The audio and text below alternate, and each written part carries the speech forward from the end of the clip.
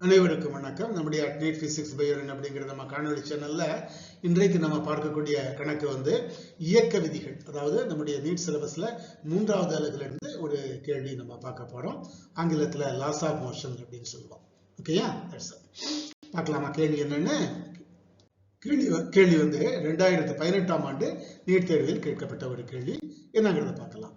ABC எனும் சாய்தளத்தில் படத்தில் கண்டபடி m நிறை கொண்ட பொருள் வைக்கப்பட்டுள்ளது. இல்லையா? இதுதான் ஏபிசி என்ற சாய்தளம். சாய்தளத்தின் மீது வலப்புறமாக ஏ என்னும் முடுக்கம் தரப்படுகிறது. அதுவும் படத்தை கொடுத்திருக்காங்க. ஏ என்கின்ற முடுக்கம் வலது பக்கமாக இருக்குது. இது வந்து என்கிற பொருள், இது ஏங்கிற முடுக்கம் தரப்படுகிறது. பொருள் சாய்தளத்தில் நிலையாக இருக்க வேண்டும் எனில், பொதுவா முடுக்கம் கொடுத்தா என்ன ஆகும்? அந்த திசையில் அது நகரணும் இல்லையா? ஆனா நகரல. ஏன் சார் நகரல? பார்க்கலாம். சரியா? நிலையாக இருக்க வேண்டும் எனில் ஏ மற்றும் தீட்டாவுக்கு இடையிலான தொடர்பு என்ன? A is equal to G by cosecant theta, G by sin theta, G cos theta, G tan theta என்கின்ற 4 தெரிவுகள் ஆப்ஷன் கொடுத்திருக்காங்க. முதல்ல கணக்கில் கொடுத்த மாதிரி வலப்புறமாக முடுக்கம் கொடுக்கப்பட்ட போதும் பொருள் நிலையாக இருக்கிறதா? அதான் கண்டிஷன். நிலையாக இருக்க வேண்டும் என்றால் இடப்புறமாக ஒரு போலி விசை செயல்பட வேண்டும். அப்ப அந்த போலி விசைனா ஆங்கிலத்துல சூடோ ஃபோர்ஸ் அப்படின்னு சொல்லுவாங்க. சூடோ ஃபோர்ஸ்னு ஒன்று இருக்கா சார்னா அதுக்கு நம்ம நேரடியாக அளக்க முடியாது. ஆனா அதனுடைய விளைவுகளை நாம் தெரிந்து கொள்ளலாம். மைய விலகு விசை கூட ஒரு விதமான போலி விசை தான்.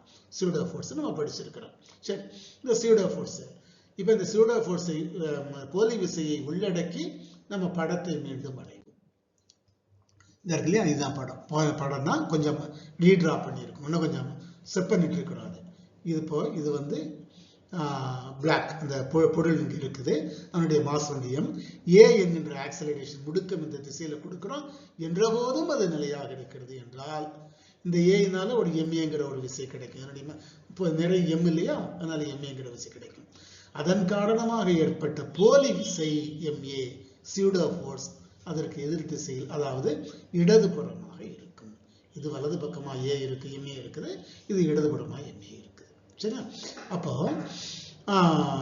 இது MA என்று சொன்னால் இந்த ஆங்கிள், இப்ப இந்த கோணம் வந்து தீட்டா என்று கொடுத்திருக்கிறாங்க. அப்போ இது இரண்டும் இணையான கோடுகள், இதுவும் தீட்டா தான். அப்ப இந்த கோடு இது MAங்கிறது இந்த திசையில இருந்தா இதுக்கு தீட்டா டிகிரிஸ் பக்கத்துல MA cos தீட்டா இருக்கும்.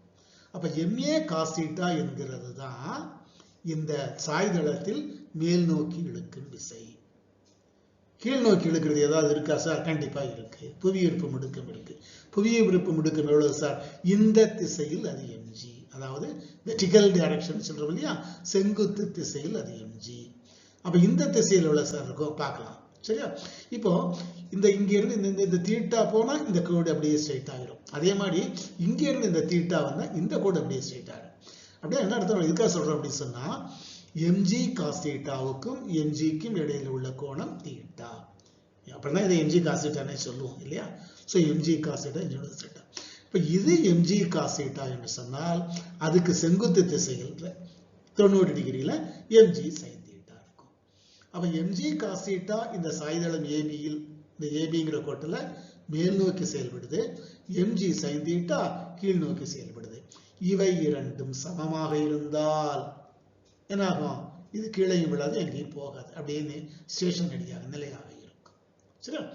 அப்ப சமமான என்ன அர்த்தம்? MA cos theta is equal to mg sin theta. MA cos theta is equal to mg sin theta. சரியா? அப்ப m ரெண்டு பக்கம் எடுத்துடலாம். A cos theta is equal to g sin theta. A இங்கே வச்சுக்கிடுவோம், cos theta அந்த side கொண்டு போயிடலாம். அப்ப என்ன கிடைக்குது? A is equal to g into sin theta by cos theta. இப்ப sin theta by cos theta என்ன sir? tan theta. That you know very well. தெரியும் இல்லையா?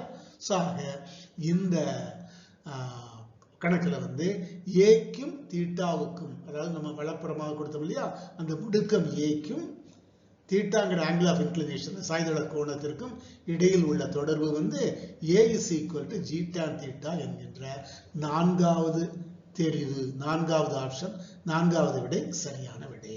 சரியா? இப்போ நம்ம வந்து இது வரைக்கும் இந்த 3வது ரவுண்ட்ல இந்த இயக்க விதிகள் அப்படிங்கிறதுல 2 கணக்கு கொஸ்டின் கேள்வி பார்த்துருக்கிறோம். இன்னும் ஒரு கேள்வி நாளைக்கு வீடியோவில் பார்ப்போம். அதற்கு பிறகு நம்ம வேறு ஒரு பாடத்திலிருந்து கேள்விகள் பார்க்க தொடங்குவோம். அதுவரைக்கும் அனைவருக்கும் நன்றி, வணக்கம்.